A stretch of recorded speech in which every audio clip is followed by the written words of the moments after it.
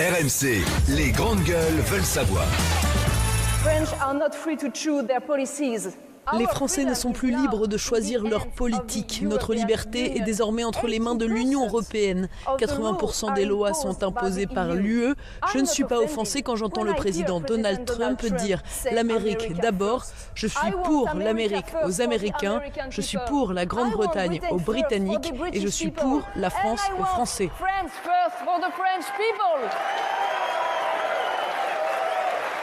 10 minutes en anglais, plutôt à l'aise, souriante. L'ex-députée FN du Vaucluse est donc sortie de son silence. Elle avait promis jurer plus de politique, mais enfin hier elle a quand même fait de la politique. Elle a repris finalement un peu le même discours que Trump. Elle fait du Trump à la française, France first. Elle a repris d'ailleurs la célèbre formule du président américain, to make France great again.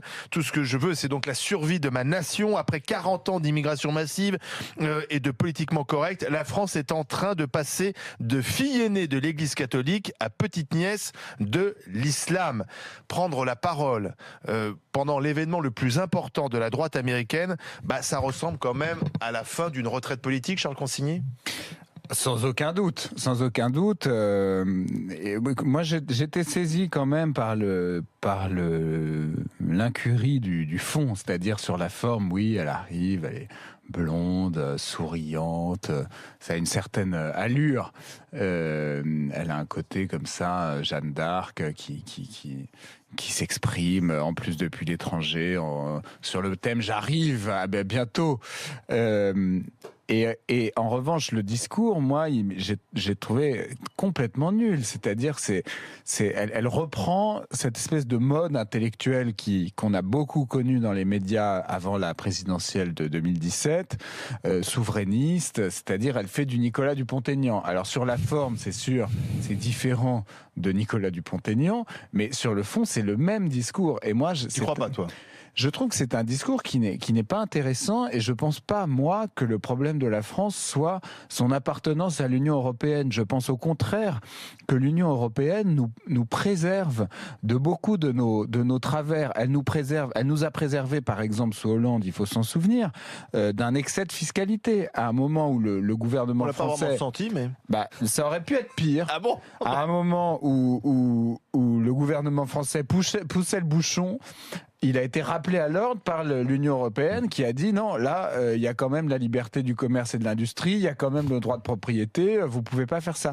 Elle nous rappelle à l'ordre aussi sur les libertés publiques. La France est régulièrement tensée par la Cour européenne des droits de l'homme, notamment sur l'état des prisons et sur ou sur la garde à vue ou sur tout un tas d'autres sujets. Donc moi, je crois que l'Union européenne nous tire plutôt vers le haut. Et que c'est idiot de s'en prendre à elle. En revanche, un thème qui me semble quand même intéressant, c'est que il est vrai que le modèle français est attaqué. Moi, je pense que la civilisation à la française est attaquée. Elle est attaquée par les Américains, par l'état d'esprit américain, par le puritanisme américain, dont Caroline de Haas et consorts se font les relais. Et ça, je suis désolé, mais à mon sens... Ne parle pas d'elle, elle va encore dire je sais qu'on est méchant, qu'on est abominable. Mais Caroline, si tu nous écoutes, on n'est pas si méchant que ça, rassure-toi. Elle est avec d'autres, avec Sandra Muller, etc. Elles sont le relais, qu'elles le veuillent ou non, d'un mode de pensée américain, d'un puritanisme à l'américaine, même le procès Cahuzac, par exemple, où on a complètement hystérisé ce qu'avait fait Cahuzac.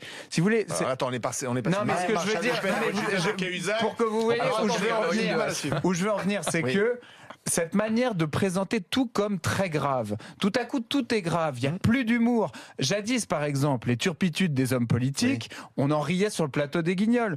Aujourd'hui, on en fait la poursuite pénale sur le plateau de Quotidien. Ça, c'est à l'américaine. Donc, première attaque. Deuxième attaque, il est vrai, l'islam radical, qui, à mon avis, constitue, avec les histoires de voile, on va en parler peut-être avec Ménel, constitue aussi une forme d'atteinte au modèle français. Donc là-dessus, je pense que c'est un thème intéressant. Pour le reste, c'était un discours ringard et superficiel. Mélina Dumont, est-ce que tu crois que Marion Maréchal Le Pen est en train de préparer un retour? Écoute, moi, dans ma tête, je me suis toujours dit qu'elle allait revenir. Mais alors, je m'attendais pas du tout que ce soit aux États-Unis, quoi. Et la première chose que j'ai pensé quand j'ai regardé hier, je me suis dit, putain, sa tante, elle doit avoir trop les boules.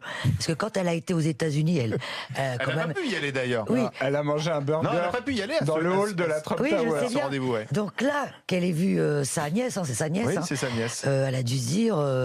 Et en tout cas, il y a un truc qui est dingue. Je sais pas si les Américains ont tout compris, parce que moi, je suis nul en anglais, mais j'ai réussi à la comprendre. Ah bah, quand un Français parle anglais, alors, on comprend. C'est l'intérêt. Bon, en tout cas, voilà. Mais bravo, tu lui dis bravo en fait. Retour réussi. Enfin, en tout cas, cette image. C'est surprenant qu'elle m'a fait même penser à Macron. Elle va parler de la France ailleurs, alors qu'elle aurait pu le faire. Donc tu soutiens Marion Maréchal Le Pen? Non, pas du tout. Pour rien au monde, je veux la voir un jour présidente de la République. Jimmy Mohamed. Bah écoutez, sa retraite de la vie politique n'a pas duré très longtemps. Comme quoi, c'est les titis tous. Ils ne savent faire que ça. Ouais. Me dire que je quitte la vie politique pour retrouver mon cadre familial, ma petite vie de famille, 8 mois. Retrouver du travail, comprendre ce que c'est que le marché du travail. Bah, tout ça, c'est des bêtises. Et qu'en réalité, ils ont comme seul objectif une carrière politique. Et que derrière ce grand discours de 10 minutes qu'elle n'a probablement pas écrit, qu'elle sait lire en regardant ses notes toutes les 10 secondes, je vois pas ce qu'elle prouve de plus. Marion Maréchal Le Pen, on fonde de grands espoirs sur elle, mais excusez-moi, qu'a-t-elle fait dans sa vie? Elle a été députée, très bien. C'est pas la seule politique qui n'a pas fait grand-chose et qui y arrive quand même. Tout l'espoir que le Front National met sur elle prouve bien la faiblesse du parti et de se dire que si elle est censée être l'incarnation du renouveau, bah, je trouve que c'est peut-être un peu limité et je pense qu'elle va aussi se heurter à sa tante qui ne va jamais la laisser revenir sur le devant de la scène. Elle est has-been maintenant, moi, je mais pense. pour l'instant, elle en a ras-le-bol. Marine Le Pen, on le voit bien. Je pense qu'elle va s'accrocher au pouvoir. Moi, je pense pas. Et que la rivalité qui est entre les deux fait qu'elle ne va jamais laisser Marion Maréchal la succéder. C'est Alors, évident. je vous propose d'écouter l'œil éclairé, de regarder l'œil éclairé de Bruno Chaudy plutôt. Bonjour Bruno, éditeur BFM TV, rédacteur en chef politique à Match.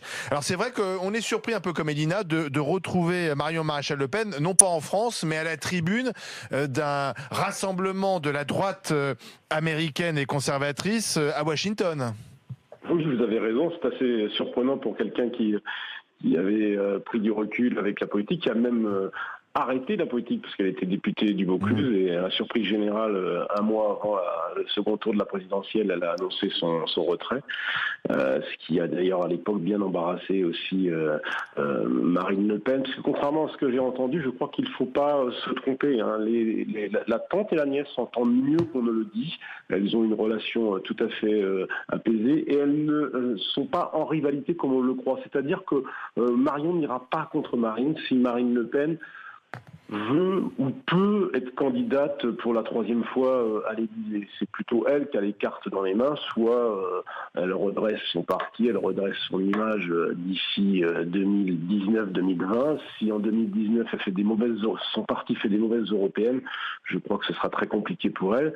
Quant à Marion Maréchal Le Pen, elle sait que son avenir ne passe pas par le Front National. D'ailleurs, c'est presque plus intéressant de lire la tribune dans Valeurs Actuelles que de l'écouter hier où, au fond, elle nous a c'était plus spectaculaire sur la forme que sur le fond. Dans Valeurs Actuelles, elle ne parle plus du Front National, elle ne parle même pas de la droite nationale, elle elle dessine une nouvelle droite qui, au fond, c'est le rêve de beaucoup des gens de sa catégorie, c'est-à-dire de rassembler une partie de la droite avec le FN, ce qu'on appelle la droite hors les murs. Et donc, c'est ça le grand dessin qu'elle envisage pour elle. Alors, est-ce que c'est pour 2022, est-ce que c'est pour 2027 ? Ça dépend de beaucoup d'éléments. Ça dépend si Wauquiez réussit à la tête des Républicains. Alors justement, Bruno, j'ai envie de vous dire, finalement, parce qu'on parlait de Marine Le Pen, sa tante, mais elle doit quand même aussi menacer Laurent Wauquiez. Si son idée, c'est de laisser de côté le Front National, de passer au-dessus du Front National et d'essayer de faire un grand rassemblement de la droite conservatrice sur les questions sociétales et plutôt libérale sur les questions économiques, ce que n'est pas Marine Le Pen, mais ce qu'est Laurent Wauquiez, par exemple, là, il y a une concurrence. Marion Maréchal Le Pen, Wauquiez, il y a un match qui se met en place. Oui, absolument. Ça peut être une mauvaise nouvelle pour Wauquiez, cette irruption inattendue de Marion Maréchal qui revient. On va voir si elle va refaire d'autres sorties de ce type. Mais c'est vrai que c'est plutôt une mauvaise nouvelle pour Wauquiez. Alors maintenant, Wauquiez, il a des cartes en main, il est à la tête des Républicains, il faut qu'il redresse cette famille, il faut qu'il casse pas trop de vaisselle comme il le fait d'ailleurs à chacune de ses sorties. Il a quand même l'avantage aujourd'hui d'être à la tête d'un parti. Alors est-ce que ce parti va continuer à décliner ou est-ce qu'il peut le remettre à flot? C'est lui qui tient les clés. Mais c'est vrai que Marion Maréchal est une sérieuse concurrente dans les années à venir. Je pense que Laurent Wauquiez le sait pertinemment. C'est d'ailleurs pour ça que lui voit bien que au fond sa stratégie c'est essayer de maintenir les 20% de Fillon et essayer de grappiller sur son aile droite, voire sur le FN, pour pouvoir éventuellement être candidat à la présidentielle et avoir quelque chance d'aller au second tour. Merci Bruno Jeudi pour cet éclairage. En fait, Marion Maréchal-Le Pen, dès hier, lorsqu'a été annoncé ce rendez-vous, sur les réseaux sociaux, il y a eu une espèce d'effervescence. Ouais. On voit bien quand même que les électeurs du Front National, et ils sont encore très nombreux, je rappellerai que Marine Le Pen, il y a encore quelques mois, était au second tour élection présidentielle, ils ont envie, moi je pense, de Marion Maréchal-Le Pen. Je pense qu'ils sont en train de faire le deuil de Marine Le Pen, et Marion Maréchal-Le Pen, elle peut avoir quand même un matelas important d'électeurs. Cette jeune femme-là, moi je trouve quand même, elle est plus proche des idées de son grand-père. Jean-Marie. De Jean-Marie. Elle s'appelle d'ailleurs Maréchal. Non mais... Et je pense que... Je suis désolé, c'est quand même un signe du destin. Mais c'est un signe de Dieu, c'est un avertissement divin. On est prévenu. C'est en ça que je pense que c'est les électeurs de Jean-Marie Le Pen qui sont les mêmes que Marion. Oui, mais pas seulement, moi je pense. Et elle peut aussi grappiller mais c'est sûr. une partie de l'électorat de la droite. C'est quand même très intéressant.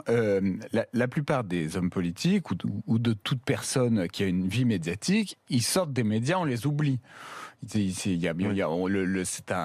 a oublié Cécile Duflot, on a oublié des tas de gens qu'on citera pas pour pas être désagréable, mais il y a plein de gens. Je le reconnais. Il y a plein de gens. Faut en citer trois maintenant. Il y a plein de gens qui ont été oubliés, même des gens de la télé, etc. Les gens sont oubliés. Cécile Duflot aurait fait un discours aux États-Unis, je suis pas sûr que ça aurait. Non, ça aurait pas eu le même impact. Déchaîné les passions. Donc, elle crée quelque chose. Donc, ce que je veux dire, c'est qu'elle a une espèce de potentiel que les gens ont ou n'ont pas, un peu à la Ségolène Royal, un peu comme certaines personnes. C'est une espèce de potentiel un peu star comme ça, qui à mon avis doit être pris en compte. Moi, je pense qu'elle, si elle mène bien sa barque, c'est sûr qu'elle peut aller très loin. Et en plus, les macronistes, on le dira peut-être tout à l'heure au porte-parole du gouvernement, devraient prendre garde à ne pas se laisser embourber dans le discours lénifiant, consensuel, soi-disant bienveillant qu'ils nous servent depuis l'élection de Macron et qui commence très sérieusement, à mon avis, à ennuyer tout le monde. C'est-à-dire on attend aussi la réalité quotidienne est dure. Les gens ont des vies qui sont difficiles. Ils attendent pas des hommes politiques qu'ils leur fassent une langue de bois bienveillante. Ils attendent des paroles tranchantes et des réponses à leurs problèmes. Et si les forces de gouvernement, entre guillemets, comme on disait avant, quand on mettait un cordon sanitaire, etc., sont trop dans la naphtaline, ils courent un risque très important de se voir complètement dévorés par ceux qui parleront franchement. Et je pense que cette jeune femme a un potentiel pour ça. Alors, sachez que Jean-Marie Le Pen, puisque Elina Dumont parlait de son grand-père, Jean-Marie Le Pen, qui a écrit le tome 1 de ses mémoires, sera dans les Grandes Gueules le 6 mars. Il passera le grand oral DGG. Rendez-vous à noter. Dans un instant, le monde de Macron et Christiane Taubira, qui elle aussi sort de son silence pour soutenir la jeune chanteuse Ménel, qui a été obligée de renoncer à concourir à The Voice. Taubira Ménel, on en parle dans un instant sur RMC numéro 23. À tout de suite.